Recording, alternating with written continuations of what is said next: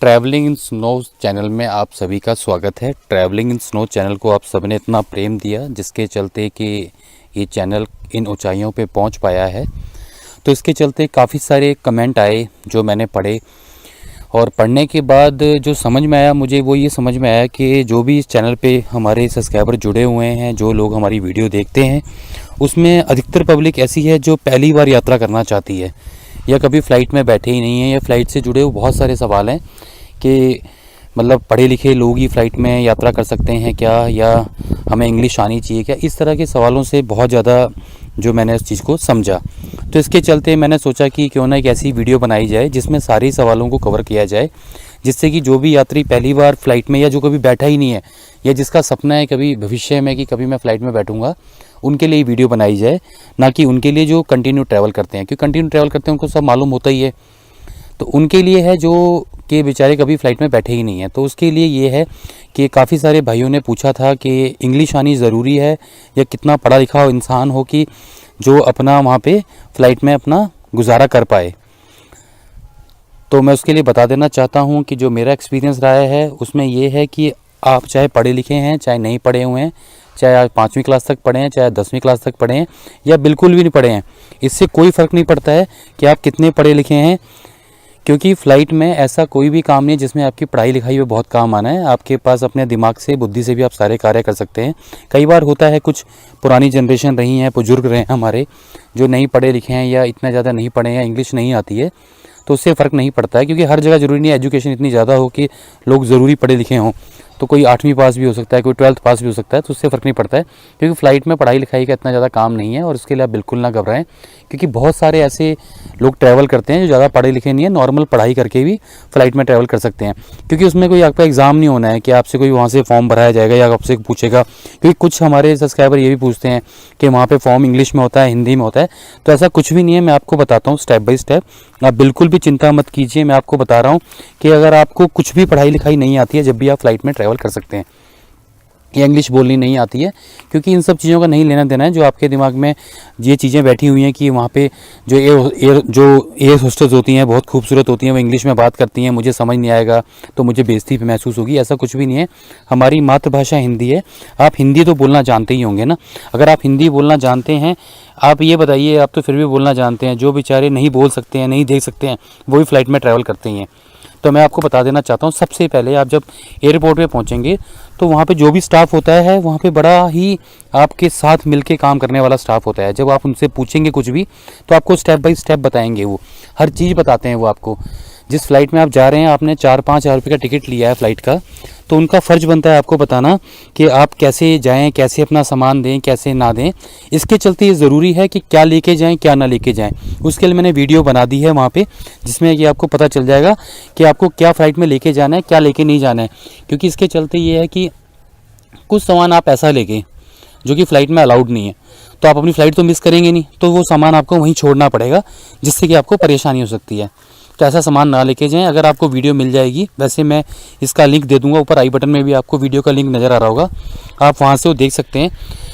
हमने काफ़ी सारी वीडियो बनाई है फ़्लाइट के ऊपर, लेकिन फिर भी काफ़ी सारे सवाल ऐसे आते हैं जिसमें मतलब काफ़ी कन्फ्यूज़न रहती है लोगों को, तो वो आपको दे दूंगा, तो वहाँ से देख लें। क्योंकि आप कोई महंगी आइटम लेंगे या कुछ ऐसी चीज़ लेंगे जो फ़्लाइट में अलाउड ना हो, तो फिर आपको वहाँ छोड़नी पड़ेगी, तो आपका नुकसान होगा। तो ये बिल्कुल नहीं है। इसके बाद बात करते हैं कि आप वहाँ पहुँचते हैं और आपको मतलब इंग्लिश में पढ़ना नहीं आता है या बोलना नहीं आता है, तो आप सीधा अपने काउंटर पे जाएँ जिसकी टिकट ले रखी है। वो भी आप सिक्योरिटी वाले से पूछेंगे कि देखना सर मेरी टिकट कौन सी फ़्लाइट की है, वो आपको उंगली से बता देगा कि सामने वाले काउंटर पे चले जाओ। जैसे आप सामने वाले काउंटर पे जाएंगे, वहाँ लाइन में लगे होंगे लोग, वहाँ दिखाएंगे आप, तो कहेंगे ठीक है फ़्लाइट जाएगी इतने नंबर गेट से, अपना बैग दो, जो बैग है आपका वो आपके बैग पे पर्ची लगा देंगे, एक पर्ची या बार कोड आपको दे देंगे। वो बैग आपको बिल्कुल चिंता नहीं करनी है कि आपका बैग कैसे जाएगा, वहीं से वो बैग सीधा आपकी फ़्लाइट में चला जाएगा। क्योंकि आपको पर्ची लेनी जरूरी, एक पर्ची देते हैं वो जिस पे लिखा रहता है कि बैग का, वो एक आपकी स्टिकर उस पर लगा देते हैं, वो टैग, उसको टैग बोलते हैं। और वो आपको टेंशन नहीं लेनी, वहाँ खड़े नहीं रहना कि ये कहाँ जाएगा, वो अपने आप आपकी फ़्लाइट में चला जाएगा। उसके बाद आपका सिक्योरिटी चेक होगा। सिक्योरिटी चेक में भी जो वहाँ पे CRPF या जो भी सिक्योरिटी स्टाफ होता है, वो आपको बता देते हैं कि आपको ऐसे ऐसे अपनी बेल्ट, बोलते रहते हैं जोर जोर से वो वहाँ पे कि बेल्ट, पर्स, कॉइन सब, घड़ी वड़ी खोल के आप इसमें डाल दीजिए, और इसको इसमें जाने दीजिए, तो वो उसमें एक्सरे मशीन में जाएगा, आगे होके आपके सिक्योरिटी चेक होगा, वहाँ पे अपनी टिकट, आपको कई बार टिकट मांगते हैं वो स्कैनिंग करने के लिए कि बंदे का सिक्योरिटी चेक हो गया कि नहीं हो गया, तो वहाँ पे अपनी टिकट दिखाइए और वहाँ से सीधा आगे चले जाइए। वहाँ पे आपका फ़्लाइट का होगा, जहाँ पे आपका गेट होगा, जहाँ पे फ़्लाइट लगेगी, वहाँ पे भी आपके वो मांगेंगे, क्योंकि बहुत ज़्यादा ध्यान से फ़्लाइट में बिठाया जाता है। ऐसा नहीं है कि कोई गलत फ़्लाइट में बैठ जाओगे आप, क्योंकि वहाँ पे जो आप जब वहाँ से जाएंगे तो वहाँ पे भी स्कैनिंग होगी, जहाँ पे उनका जो वे बना होता है, फ़्लाइट के जो गेट बने होते हैं, वहाँ पे भी स्कैनिंग होगी आपकी। और उसके अंदर जाएंगे तो फ़्लाइट में जाने से पहले फिर एक बारी चेक होगा। तो कोई टेंशन वाली बात नहीं है, बहुत कॉर्पोरेट होते हैं वो लोग, बहुत प्यार से आपको समझाएंगे, बहुत प्यार से बिठाएंगे। तो इस बात की आप बिल्कुल भी चिंता मत कीजिए, क्योंकि ना बहुत सारे मल्टीपल क्वेश्चन आते हैं, क्या ले जाना अलाउड है, क्या ले जाना नहीं अलाउड है। तो हर टॉपिक पे वीडियो बनाना मुश्किल होता है। आप कमेंट बॉक्स में कमेंट कर दें, आप लिख के दे दें कमेंट बॉक्स में कि मेरा नंबर ये है, मुझे फ़्लाइट में जाना है और मुझे कुछ इंक्वायरी लेनी है, मैं आपको कॉल कर लूँगा, ठीक है। ये भी एक ऑप्शन है, लेकिन बिल्कुल परेशान मत होइए आप फ़्लाइट में जाने के लिए। आपकी सारी समस्याओं का निवारण तो मुश्किल है कि हर वीडियो बनाई जाए, पर आप अगर कमेंट बॉक्स में अपना नंबर भी डाल देंगे ना, सिर्फ नंबर डाल देंगे, नीचे कमेंट बॉक्स होता है उसमें अपना नंबर भी डाल देंगे, जब भी हम आपको कॉल करके आपसे कॉन्टैक्ट कर लेंगे कि आपकी परेशानी क्या है, आप पहली बार फ़्लाइट में जा रहे हैं, क्या ले जाना है, क्या लेना नहीं है। तो इस बात की आप बिल्कुल चिंता मत करें कि फ़्लाइट में जाने के ट्रैवल करने के लिए आपको इंग्लिश आनी चाहिए या पढ़े लिखे होना चाहिए, ऐसा कुछ भी नहीं है। बहुत आराम से जा सकते हैं आप। फ़्लाइट से जुड़ी किसी भी प्रकार की परेशानी के लिए ये वीडियो मैं इसलिए बना रहा हूँ कि ज़्यादा टाइम नहीं होता है वीडियो बनाने का, तो मैं आपको बता रहा हूँ कि जो भी भाई लोग पहली बार फ़्लाइट में ट्रैवल कर रहे हैं या सोच रहे हैं फ्यूचर में कभी जाने का, या जिनका सपना है कि कभी टिकट सस्ती होगी तो हम फ़्लाइट का टिकट लेंगे और फ़्लाइट में ट्रैवल करेंगे, कोई भी ऐसे भाई लोग हैं जो करना चाहते हैं, जिनको या फ़्लाइट से जुड़ी किसी भी प्रकार का कोई क्वेश्चन मन में हो, जो उनके ना समझ में आ रहा हो, वो मुझे अपना नंबर दे दें नीचे। अगर कमेंट भी नहीं लिख सकते हैं, नहीं पढ़े लिखे तो कमेंट भी नहीं लिख पाएंगे, तो नीचे कमेंट बॉक्स होता है, उसमें अपना सिर्फ नंबर डाल दें, उसमें सिर्फ अपना नंबर डाल दें। नंबर डालने के बाद वो सीधा मुझसे वहाँ पे नंबर पे पूछ सकते हैं कि मैं उनको कॉल करके समझा दूंगा कि आप फ़्लाइट में ट्रैवल कैसे कर सकते हैं, कैसे नहीं कर सकते हैं। क्योंकि मैंने देखा था पिछली बार भी जब मैं ट्रैवल कर रहा था दिल्ली से श्रीनगर का, तो एक भैया थे, बिहार के थे वो भैया ना, तो एक्चुअली उनको काफ़ी परेशानी हो रही थी। वो शायद पहली बार जा रहे थे और उनकी कोई भैया की तबीयत ख़राब थी, श्रीनगर में जॉब करते थे, लेबर वर्क, तो वो काफ़ी परेशान थे उनको, मतलब तो उनको भी मैंने समझाया वहीं पे और सब कुछ बताया, तो वो मेरे साथ ही फ़्लाइट में गए श्रीनगर वहाँ पे, तो कोई दिक्कत नहीं आती ऐसे। तो ऐसा कुछ नहीं, एक दूसरे की मदद करना हमारा कार्य होता है। अगर आप भी एयरपोर्ट पे हैं, कोई बंदा पहली बार ट्रैवल कर रहा है जिसको नहीं पता, तो उसका मजाक ना उड़ाएं, उसको बल्कि सिखाएं। सिखाने से कुछ नहीं होता है, उसको बताएं। कोई जब देखो माता जी के पेट से तो कोई सीख के नहीं आता है, सब आके दुनिया में सीखते हैं हम लोग।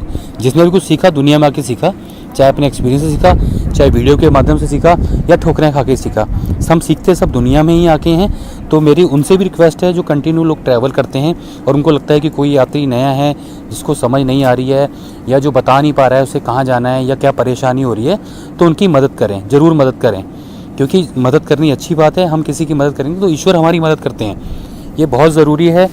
हम एक दूसरे की मदद करते चलेंगे तो ये बहुत अच्छी बात है। तो मैं आप सभी से बताना चाहता हूँ कि बहुत सारे कमेंट आते हैं, कम से कम भी आप ये मानिए 5000 कमेंट उस वीडियो पे थे जिसमें छोटी छोटी चीज़ें पूछी थी, तो मैंने जो सारी की सारी बातें हैं वो कवर करने की कोशिश की है। फिर भी अगर किसी को लगता है कि नहीं हो पा रहा है और हम पहली बार फ्लाइट में जा रहे हैं, तो मैं आपको नंबर दे रहा हूँ अपना, जिस नंबर पे कांटेक्ट करके आप उसके बारे में जानकारी ले सकते हैं। मेरा आप नंबर ले सकते हैं 9891999236। अगर आप पहली बार ट्रैवल कर रहे हैं और आपको लगता है कि मतलब फ़्लाइट में कैसे ट्रैवल करना है, क्या नहीं करना है, कहाँ से टिकट मिलेगी, कैसे बोर्डिंग पास मिलेगा, कैसे क्या करेंगे, तो मैं आपको अपना नंबर भी दे सकता हूँ। तो नंबर पे आप कॉल करके